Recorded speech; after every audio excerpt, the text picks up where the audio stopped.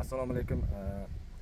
Baxmal tumani Gulbuloq qishloqi hududida Xalq banki hamkorligida bir kontir bir mahsulot tamoyili asosida loviya ko'chatlari, loviya ekinlari ekish tashkil etilgan bo'lib, yonma-yon joylashgan 85 va 98-konturda 10 gektar yer maydoniga loviya ko'chatlari ekilgan. Ushbu 10 gektar yer maydoni 12 ta dehqon xo'jaligi hisobiga to'g'ri kelib, 80 sotixdan 1 gektargacha to'g'ri keladi.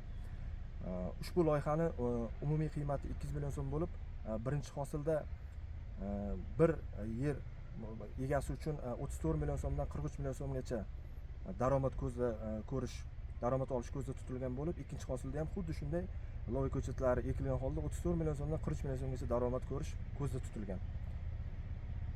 Ushbu loyihani birinchi hosilda bir yer egasiga 3 tonnadan 4 tonnagacha bo'lgan hosil ko'rish ko'zda tutilgan. Ikkinchi ekinda ham xuddi shunday 3 tonnadan 4 tonnagacha hosil ko'rish ko'zda tutilgan. Ushbu loyihaning umumiy qiymati 40 tonnagacha birinchi ekinda, ikkinchi ekinda ham 40 tonnagacha hosil olish ko'zda tutilgan bo'lib, jami bir yer egasiga sof foyda 69 million so'mdan 87 million so'mgacha foyda ko'rish ko'zda tutilgan.